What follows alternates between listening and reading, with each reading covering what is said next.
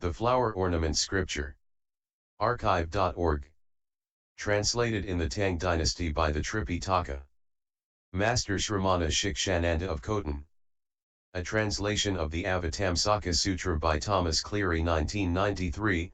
Note, Thomas Cleary is not a Buddhist monk. Book 27, A. The 10 Concentrations. At that time the world-honored one was at the site of enlightenment in a forest in the country of Magadha, having just attained perfect enlightenment.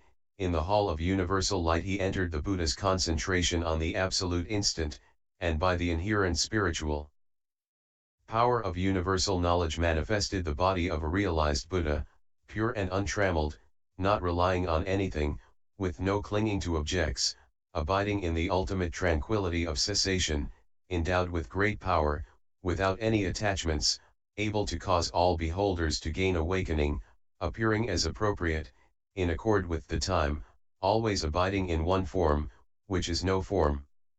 He was with as many great enlightening beings as atoms in 10 Buddha lands, all of whom were of the rank of coronation, had fulfilled enlightening practices as measureless and boundless as the cosmos, and had attained the enlightening being's concentration state of universal vision. With great compassion they brought peace and calm to all sentient beings. Their powers and mastery were the same as those of Buddhas. Their wisdom they profoundly penetrated and expounded the truth and were endowed with universal knowledge. They had conquered all demons, and though they entered into the world their minds were always calm, they dwelt in the non-dwelling liberation of enlightening beings. Their names were indestructible knowledge, peerless knowledge, knowledge of meanings and expressions, supreme knowledge, eternally equanimous knowledge, dragon knowledge, consummate knowledge, well-tuned knowledge, immensely powerful knowledge, inconceivable knowledge, unhindered knowledge, masterful knowledge, knowledge of universal service, rational knowledge, adaptable knowledge, knowledge mastering all teachings, knowledge of truth, dispassionate knowledge, space-like knowledge, knowledge of unity, good knowledge, knowledge of illusoriness, vast knowledge, forceful knowledge, worldly knowledge, knowledge of Buddhahood, true knowledge, holy knowledge, illuminate knowledge, boundless knowledge, adorned with mindfulness, arrived at the limit of space, natural adornments, most profound realm, comprehending what is so and what is not, great light, eternal light, understanding the seed of Buddhahood, mind king, one practice. Always manifesting spiritual powers, sprouts of wisdom, abode of virtues, lamp of truth, illumining the world, sustaining the world, most serene, supreme, unexcelled, incomparable, peerless, unhindered action, flames of light, moonlight, one atom, steadfast practice, showering the rain of true teaching, supreme banner, universal adornment, eye of wisdom, objective eye, cloud of wisdom, spellbinding king, non-dwelling vows, mine of knowledge, mind king, inner awareness, abiding in enlightened knowledge, forceful power of spells, earth-sustaining power, beautiful moon, peak of the polar mountain, jewel summit, universal illumination, charismatic king, will of knowledge, great power, dragon-like.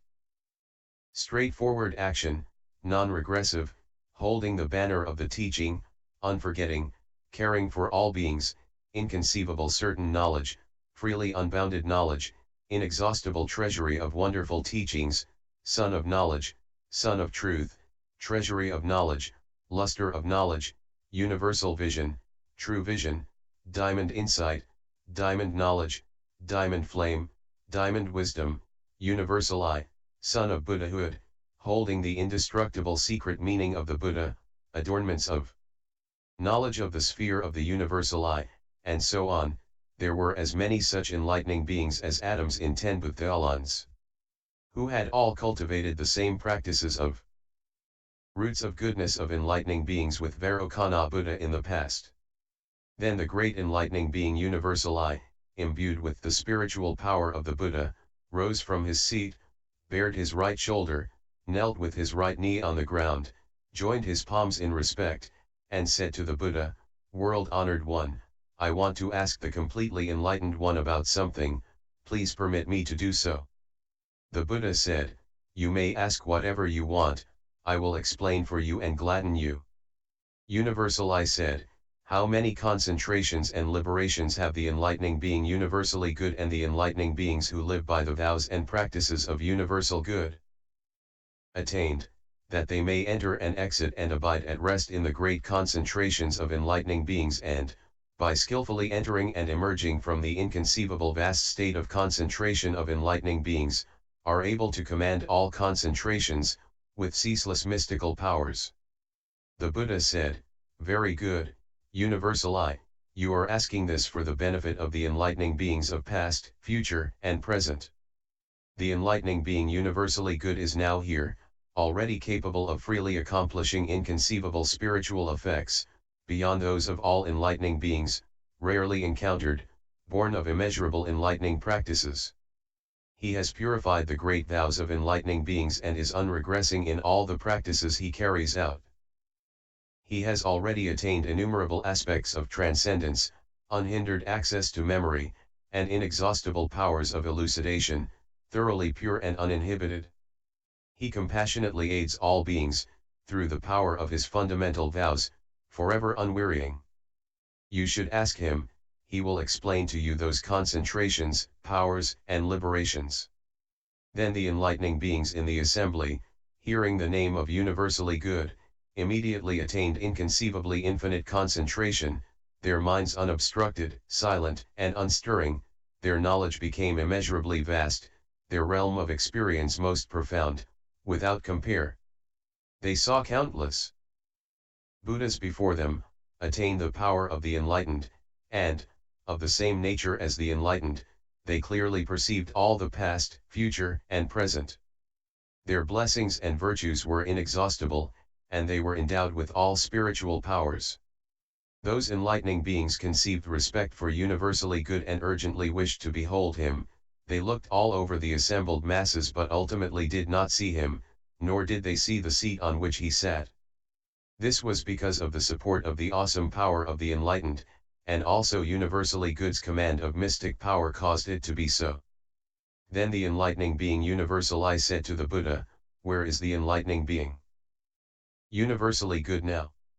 The Buddha replied, the enlightening being universally good is in the assembly at this enlightenment site, near me, he has never moved. At that universal I and the enlightening beings again searched throughout the assembly, and then said to the Buddha, we still cannot find universally good. The Buddha said, that is so. Why can you not see him? Because the dwelling place of the enlightening being universally good is most profound and inexplicable. Universally good has attained boundless aspects of knowledge, entered the lion emergence concentration, attained unexcelled freedom of action, entered pure non-obstruction, and developed the 10 powers of the enlightened. His body is the matrix of the cosmos, on which all enlightened ones concentrate together. In an instant he can thoroughly realize and enter the unfragmented knowledge of the Buddhas of all times. This is why you cannot see him.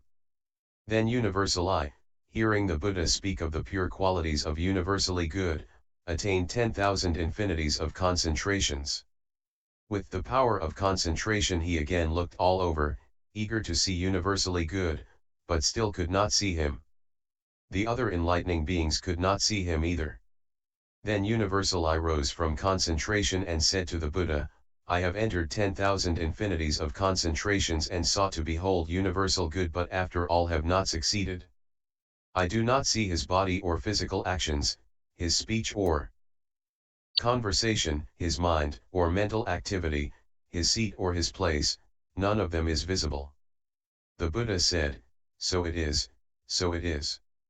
Know that this is all because of the enlightening being universally good's power of abiding in inconceivable liberation. Universal I, what do you think, can anyone explain the dwelling place of various illusory forms in magical writings? Universal I said, no.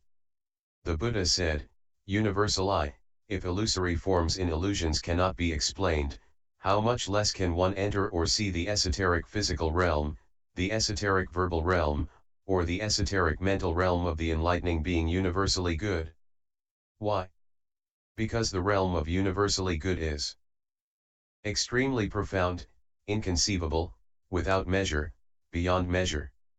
To sum it up, the enlightening being universally good, by means of adamantine wisdom, pervades the cosmos of realities, yet does not course in any world or dwell anywhere.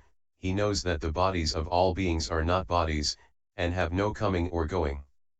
He has attained inexhaustible, undivided, free spiritual powers, independent, uncontrived, inactive, reaching the ultimate bounds of the cosmos.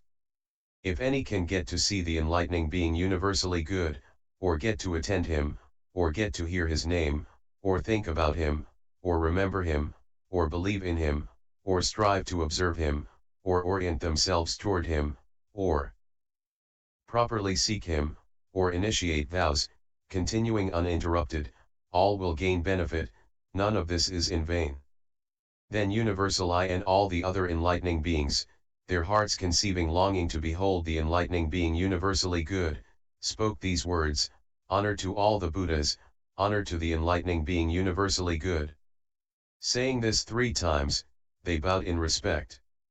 At that point the Buddha said to the enlightening being universal I and the others in the assembly, offspring of the Buddhas, you should bow to universally good again and earnestly entreat him, and you should look upon the 10 directions with utmost single-mindedness and visualize the body of universally good before you. Thinking thus, that universally good is omnipresent throughout the cosmos, believe deeply, detach from everything, vow to practice the same undertaking as universally good, and enter non-dual true reality. The body of universally good appears everywhere in all worlds, with comprehensive knowledge of the differences in faculties of all beings, assembling the path of universally good in all places. If you can initiate such a great vow, then you will be able to see the enlightening being universally good. Now Universal I and the other enlightening beings, hearing the Buddha say this, bowed their heads to the ground and sought to get to see the great being universally good. Then the enlightening being universally good, by the power of liberated spiritual faculties, manifested physical bodies in accord with their needs, causing all those enlightening beings to see universally good near the Buddha, sitting on a lotus seat in the midst of this assembly of all the enlightening beings.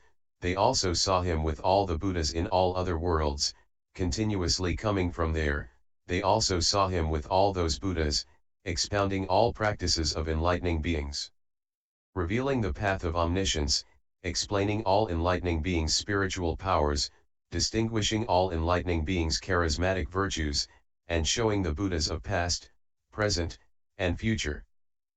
At this point, Universal I and all the other enlightening beings, witnessing this miracle, were overjoyed and all bowed to the enlightening being universally good with respect, as if they were seeing all the Buddhas of the 10 directions. Then, by the great spiritual power of the Buddha as well as the power of faith of the enlightening beings and the power of the original vow of universally good, there spontaneously rained 10,000 kinds of clouds, such as clouds of various flowers, clouds of various garlands, clouds of various fragrances, clouds of various aromatic powders, clouds of various canopies, clouds of various robes, clouds of various ornaments, clouds of various jewels, clouds of various burning incenses, and clouds of various streamers. Unspeakably many worlds quaked, celestial music played and was heard afar throughout unspeakably many worlds, great light radiated and illuminated unspeakably many worlds, causing the states of misery to become extinct, adorning unspeakably many worlds, causing unspeakably many enlightening beings to enter into the practice of universally good, and causing unspeakably many enlightening beings to thoroughly fulfill the vows of practice of universal good and attain unexcelled, complete perfect enlightenment. Then the enlightening being universal I said to the Buddha, world-honored one, the enlightening being universally good is one who abides in great power, in incomparability, in unsurpassability, in non-regression, in equanimity, in indestructibility, in all differentiated things, in all undifferentiated things, in the abode of the skillful mind of all beings, in absorption in liberation, free in all things. The Buddha said, it is so, it is as you say. The enlightening being universally good has innumerable pure qualities, the qualities of peerless adornment, the qualities of innumerable jewels, the qualities of inconceivable oceans, the qualities of infinite forms, the qualities of boundless clouds, infinite incomparable qualities, the qualities of inexhaustible truths, untold qualities, the qualities of all Buddhas, qualities that cannot ever be exhaustively extolled. Then the Buddha said to the enlightening being universally good, you should explain for universal I and the enlightening beings in this assembly, so that they may be able to enter them and fulfill the practical vows of universal good. Because the great enlightening beings expound these 10 concentrations, they enable the enlightening beings of the past, present, and future to attain emancipation. What are the 10 concentrations? 1. The great concentration of universal light. 2. The great concentration of subtle light. 3. The great concentration of successive journeying to the Buddha lands. 4. The great concentration of the action of the pure profound mind. 5. The great concentration of knowledge of the stores of adornments of past. 6. The great concentration of the treasury of light of knowledge. 7. The great concentration of knowledge of the adornments of the Buddhas of all worlds. 8. The great concentration of the differentiated bodies of sentient beings. 9. The great concentration of freedom in the elemental cosmos. 10. The great concentration of the unimpeded will. These 10 great concentrations the great enlightening beings can skillfully enter, all the Buddhas of past, future, and present have expounded, will expound, and are expounding them. If enlightening beings gladly and respectfully cultivate and practice them without slacking, they will be able to accomplish them.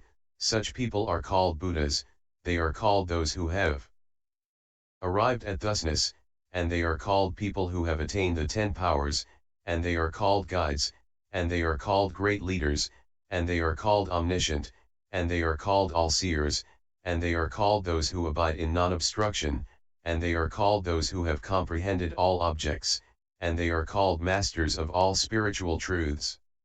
These enlightening beings enter into all worlds without being attached to anything in any world, they enter the realms of all beings without grasping beings, they enter all bodies without being hindered by bodies, they enter all elemental realms and know the cosmos is boundless.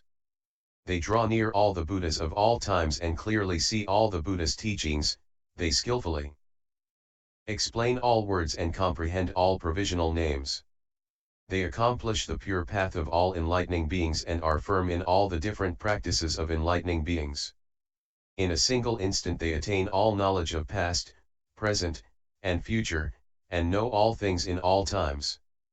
They expound all the Buddha's teachings and turn all the irreversible wheels. In each age, past, future, and present, they realize all paths to enlightenment, and in each enlightenment comprehend what all the Buddhas say.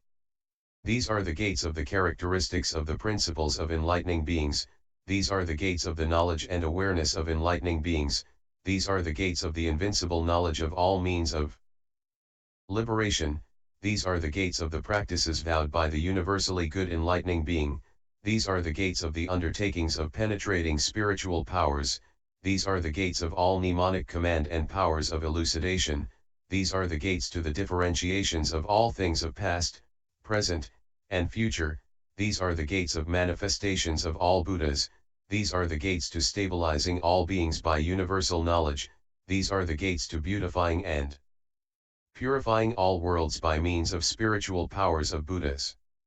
If enlightening beings enter these concentrations, they attain cosmic power that has no end, they are enabled to travel through space without hindrance, they attain the rank of spiritual sovereignty, with immeasurable independence and command, like being coronate and enthroned in the world, they attain boundless knowledge comprehending all they attain vast powers, 10 kinds perfectly fulfilled, they develop non-contentious hearts and enter dispassionate tranquility, they are compassionate and fearless as lions, they are heroes of knowledge and wisdom and light the bright lamp of truth. All their merits and virtues cannot be fully told of, no heroes of self-enlightened ones can conceive of them. They attain knowledge of the realm of reality and abide in infinity, yet are able to discourse in various ways according to worldly conventions, they abide in formlessness, yet can easily penetrate the characteristics of things. They attain the treasury of inherent purity and are born in the pure house of the enlightened. They skillfully open up various different gates of teaching, yet by means of wisdom they know that nothing exists. They are expert at knowing proper timing and always carry out the giving of teaching to enlighten everyone. They care for all beings and purify them all. By knowledge of expedient means they demonstrate the attainment of Buddhahood, yet they always carry out the practices of enlightening beings without end. Entering the realm of means of universal knowledge, they manifest various great spiritual powers. Therefore, universally good, you should now analyze and expound the 10 great concentrations of all enlightening beings. All in this assembly want to hear about this. Then the enlightening being universally good, receiving the directive of the enlightened one, looked at universal I and the other enlightening beings and said to them, offspring of Buddha, what is the great enlightening being's concentration of universal light? Here the enlightening beings have 10 kinds of inexhaustible qualities, inexhaustible knowledge of the Buddha's emergence in the world, inexhaustible knowledge of the metamorphoses of beings, inexhaustible knowledge of the world's being like a reflection, inexhaustible knowledge penetrating deeply into the realm of reality, inexhaustible knowledge skillfully dealing with enlightening beings, inexhaustible knowledge of the non-regression of enlightening beings, inexhaustible knowledge observing the meanings of all principles, inexhaustible knowledge of skillful maintenance of mental power, inexhaustible knowledge abiding in the vast spirit of enlightenment, inexhaustible knowledge abiding by all enlightened teachings and the will-power of omniscience. These are called the 10 inexhaustible qualities of great enlightening beings. These great enlightening beings awaken 10 kinds of boundless will. They awaken the boundless will to liberate all sentient beings, the boundless will to attend all Buddhas, the boundless will to provide for all Buddhas, the boundless will to see all Buddhas, the boundless will to receive and hold all Buddha teachings without forgetting any, the boundless will to manifest the infinite spiritual metamorphoses of all Buddhas, the boundless will not to abandon any enlightening practices to attain enlightened power, the boundless will to enter into the subtle realm of all knowledge and explain all Buddha teachings, the boundless will to enter into the inconceivable vast realm of Buddhahood, the boundless will to develop profound aspiration for the Buddha's powers of elucidation and receive all Buddha teachings, the boundless will to manifest all kinds of free bodies and enter the circles of all enlightened ones. These enlightening beings have 10 kinds of knowledge of differentiation of entry into concentration, entering into concentration in the east and emerging in the west, entering in the west and emerging in the east, entering in the south and emerging in the north, entering in the north and emerging in the south, entering in the northeast and emerging in the southwest, entering in the southwest and emerging in the northwest, entering in the southwest and emerging in the northeast, entering in the northwest and emerging in the southeast, entering in the southeast and emerging in the northwest, entering in the nadir and emerging in the zenith, entering in the zenith and emerging in the nadir. These enlightening beings have 10 kinds of knowledge of skills in entry into great concentration. They make a billion world universe a single lotus blossom and appear sitting cross-legged on this lotus blossom, covering it entirely, and in the body manifest another billion world universe, wherein there are 10 billion quadruplex earths, in each of which they manifest 10 billion bodies, each body entering into 100 sextillion billion world universes, in each of the quadruplex worlds of which they manifest 100 sextillion enlightening beings engaged in practice, the practice of each enlightening being producing 100 sextillion certain understandings, each certain understanding causing 100 sextillion potentials to be fulfilled, each potential developing into the non-regressive work of 100 sextillion enlightening ways, yet the physical manifestations are neither one nor many, and not mixed up in entry into concentration or emergence from concentration. It is like the case of the Titan king Rahula, whose original body is 700 leagues tall, while his transformed body is leagues tall. The half of his body emerging from the ocean is just level with the polar mountain Sumcru. Though that Titan king transforms his body into a colossus, that does not destroy his original form. All the psychophysical elements are the same, his mind is not disturbed, he does not think of his transformed body as other or of his original body as not himself. The body he was born with is always blissful, and his transformed body is always manifesting all kinds of miraculous powers. The Titan King has greed, ill will, and delusion, and is full of pride and conceit, and yet is able to transform his body in this way.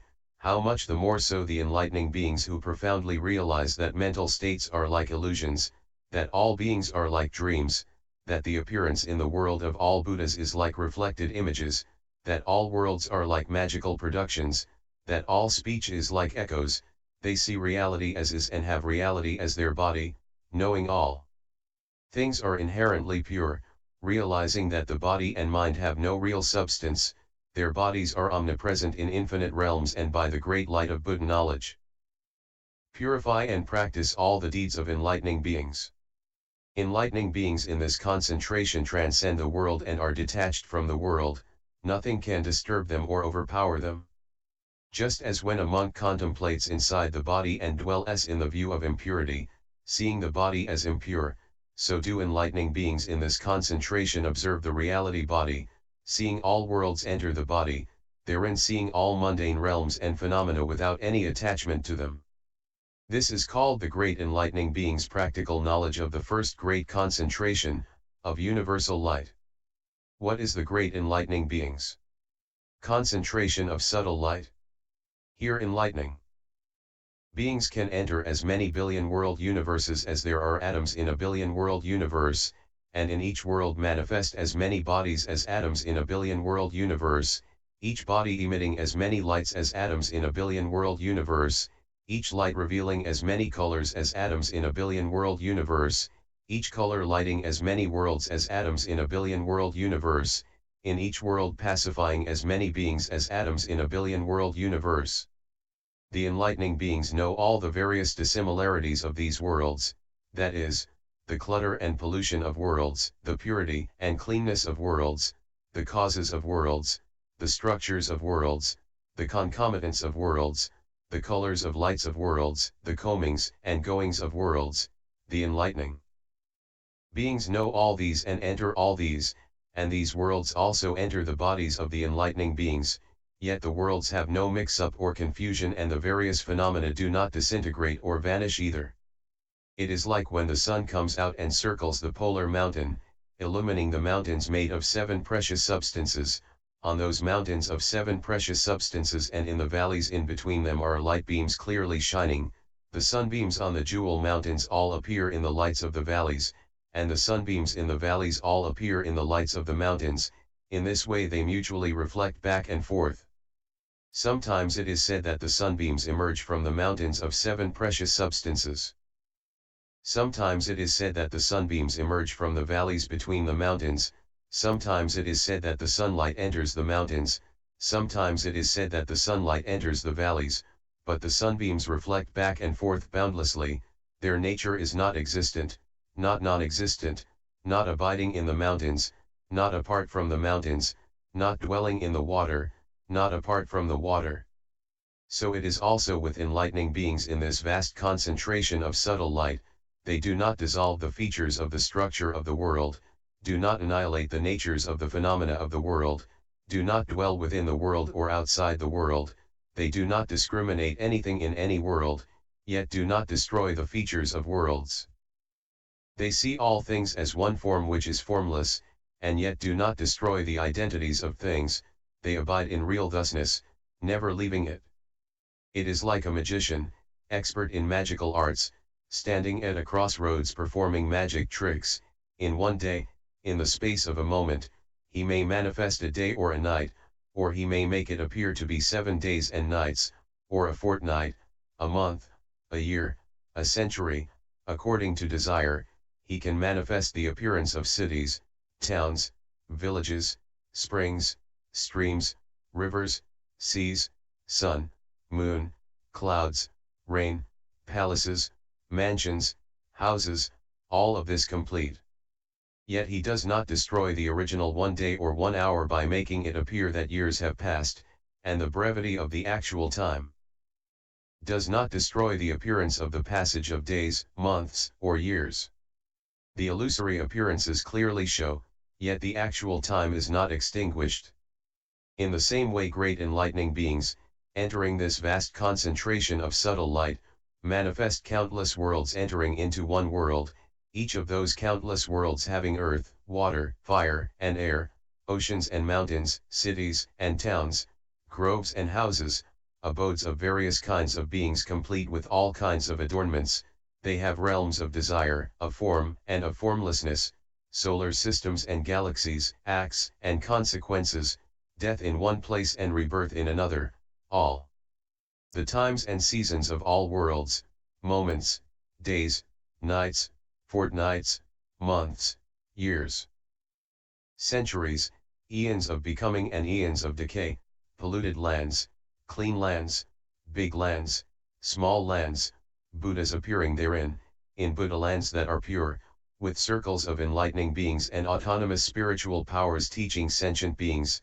Every place in those lands is filled with countless people and various beings of different forms and conditions, immeasurable, boundless, inconceivable, past, future, and present, the power of pure deeds producing infinite jewels of supreme refinement.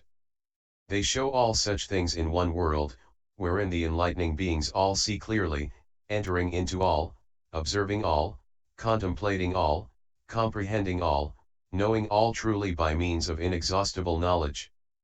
The multiplicity of the worlds does not destroy this one world, and the singleness of this world does not destroy the multiplicity of those worlds. Why? Because enlightening beings know all phenomena are selfless, they are said to have penetrated the principle of selflessness and non-creation. Because enlightening beings diligently cultivate non-contention in all worlds, they are said to abide in the principle of selflessness. Because enlightening beings see all bodies as they really are, all deriving from conditions, they are said to abide in the principle of non-existence of beings. Because enlightening beings know that everything which is born and passes away comes from causes, they are said to abide in the principle of non-existence of persons. Because enlightening beings know the fundamental nature of all things is equal, they are said to abide in the principle of non-existence of mental productions or the human being. Because enlightening beings know the fundamental nature of all things is still, they are said to abide in the principle of stillness. Because enlightening beings know that all things are uniform, they are said to abide in the principle of non-discrimination. Because enlightening beings know the realm of reality does not have various differentiated phenomena, they are said to abide in the principle of inconceivability. Because enlightening beings diligently cultivate all liberative means and skillfully pacify beings, they are said to abide in the principle of great compassion. In this way enlightening beings can put countless worlds into one world, know the various differences of countless beings, see the individual procedures of countless enlightening beings, and observe countless Buddhas appearing here and there, able to absorb the teachings expounded by those Buddhas, also seeing themselves there practicing them. Without leaving here, they appear to be there, and without leaving there, they appear to be here, this body and that body being undifferentiable, because they are in the realm of reality. They always practice contemplation earnestly, unceasingly, never abandoning wisdom, because they do not regress. It is like a magician in a given place practicing the arts of illusion. He does not destroy his actual place by the illusory place, and does not destroy the actual day by the illusory day. In the same way, enlightening beings manifest the existence of a land where there is no land, and manifest the non-existence of a land where there is a land. Where there are sentient beings they manifest non-existence of sentient beings, and where there are no sentient beings they manifest the existence of sentient beings. Where there is no form they manifest form, and where there is form they manifest formlessness. The beginning does not disarray the aftermath, and the aftermath does not disarray the beginning. The enlightening beings know that all the things of the world are like this, the same as illusions, knowing phenomena are illusory. They know knowledge is illusory, because they know knowledge is illusory, they know action is illusory. Once they know that knowledge is illusion and action is illusion, they develop illusion knowledge, observing all actions. Just as the illusions of the world do not manifest their illusions outside of their place, and do not have a place outside of illusion, in the same way great enlightening beings do not enter the world outside of emptiness and also do not enter emptiness outside of the world. Why? Because emptiness and the world have no difference.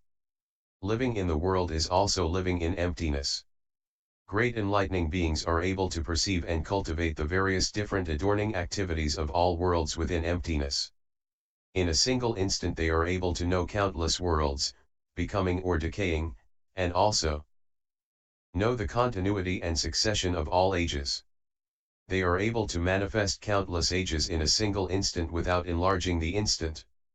Great enlightening beings attain the illusion knowledge of inconceivable liberation, arrive at the other shore, abide in the realm of illusion, and enter the illusions of the world. They think of all things as like illusions, do not oppose the illusory world, have perfect knowledge of illusion, comprehend that past, present, and future are not apart from illusion, and definitively realize the boundlessness of mind. Like the enlightened ones, they abide in knowledge of illusoriness, their minds equanimous, they know all worlds are like illusions, and they have no attachments anywhere, having no self or possessions. Just as the magician creates illusory phenomena, though he does not live with those illusory phenomena, yet has no confusion about illusory phenomena, in the same way the great enlightening beings know all things reach the other shore, and in their minds they do not imagine that they are able to enter into things, and they have no confusion about things. This is the knowledge of the skill of the enlightening being's second great concentration, of subtle light. What is great enlightening being's concentration of spiritual power successively journeying to the Buddha lands? Here the great enlightening beings pass countless worlds to the east, and also pass as many worlds as atoms in that many worlds, in those worlds they enter this concentration, may be entering for an instant, or for a moment, or entering continuously, or entering in the morning, or at midday, or in the afternoon, or in the evening, or at night, or after midnight, or entering for 1 day, or for 5 days, or for a fortnight, or for a month, or for a year, or for a century, or for a millennium, or for 100 millennia, or for 100 million years, or for 10 trillion years, or for an octillion years, or for 1 eon, or for 100 eons, or for 100,000 eons, or for an octillion eons, or for countless eons, or for measureless eons, or for boundless eons, or for incomparable eons, or for innumerable eons, or for unaccountable eons, or for unthinkable eons, or for immeasurable eons, or for unspeakable eons, or for untold eons. As for the various dissimilarities, of far and near, of phenomena or time, and so on, the enlightening beings do not create discriminations in regard to them, their minds are not obsessed with them, they do not take them to be dual or non-dual, universal or particular. Though they are aloof from these discriminations, yet by expedient techniques of spiritual powers, when they arise from concentration they remember everything and reach the ultimate end. It is like, for example, the sun going around giving light, never stopping day or night. The emergence of the sun is called day and the disappearance of the sun is called night, it is not born with the day and does not perish at night. In the same way the great enlightening being enters concentration of spiritual power in countless worlds, and having entered concentration, clearly sees those countless worlds. This is called the technical knowledge of the third great concentration of great enlightening being, the great concentration of spiritual power successively traveling to Buddha lands. What is great enlightening being's concentration of action of the pure profound mind? Here the enlightening beings know that embodiments of Buddha are as numerous as all beings, and see innumerable Buddhas, more than the number of atoms in countless worlds. To all those Buddhas they offer all kinds of fine fragrances, all kinds of beautiful flowers, all kinds of canopies, vast as countless Buddha lands, all kinds of exquisite adornments surpassing those of all worlds, all kinds of precious substances, parks arrayed with all kinds of embellishments. Treasuries of countless jewels, food and drink produced by enlightened spiritual power, surpassing that of all the heavens in flavor, and all the various superb offerings in all Buddha lands, which they are able to gather by spiritual power. To each of those Buddhas they pay utmost respect and honor, prostrating themselves on the ground and asking for the Buddha's teaching, praising the impartiality of Buddha, extolling the magnificent virtues of the Buddhas. They enter the great compassion that all Buddhas enter, attain the unhindered power that is equal in all Buddhas, and in a single instant seek the wondrous teaching from all Buddhas. Yet they do not apprehend, in regard to those Buddhas, such signs as appearance in the world or entry into ultimate nirvana. Just as the scattered, stirring mind, distinguishing objects, does not know what the conditions of mind's arousal and quiescence are, in the same way, these great enlightening beings do not discriminate the characteristics of the appearance and nirvana of Buddhas. It is like a mirage in the daytime, it does not come from clouds or lakes, it does not rest on land or water, neither exists nor does not exist, is not good or bad, not pure or polluted, it cannot be drunk, cannot be polluted, it neither has nor does not have substance, neither has nor does not have taste. Through causes and conditions it manifests. The appearance of water, as perceived by the consciousness. When one looks at it from afar it resembles water, and so one imagines there is water, but when one approaches there is none, so the image of water naturally disappears. Similarly the great enlightening beings do not apprehend forms of the Buddhas emerging in the world or entering nirvana. The characteristics of existence or non-existence of Buddhas are discriminations of the conceiving mind. This concentration is called the action of pure, profound mind. The great enlightening being, after having entered this concentration, emerges without forgetting, like someone awakening from sleep remembering what he has dreamed, even though when one is awake the dream scenes are not there, still one can remember them. In the same way the great enlightening beings enter this concentration, see Buddhas, and hear teachings, then arise from concentration, yet remember it all and use these teachings to enlighten all communities at enlightenment sites, and adorn all Buddha lands. They clearly comprehend all the immeasurable meanings and intentions, and all the means of teaching are also purified. They light the torch of great wisdom and perpetuate the seed of Buddhahood. Their freedom from hesitation is complete, and their powers of elucidation are inexhaustible. They reveal and expound the treasury of the most profound teaching. This is the technical knowledge of the fourth great concentration of great enlightening beings, the concentration of action of the pure, profound mind. What is great enlightening beings' concentration of knowledge of the stores of adornments of the past? Here great enlightening beings are able to know the manifestations of the Buddhas of the past. That is, within the order of eons, the order of lands, within the order of lands, the order of eons, within the order of eons, the order of Buddha's appearances, within the order of Buddha's appearances, the order of teaching, within the order of teaching, the order of inclinations, within the order of inclinations, the order of faculties, within the order of faculties, the order of training, within the order of training, the order of lifespans of Buddhas, within the order of lifespans, they know the order of numbers of trillions of years. Continued, b.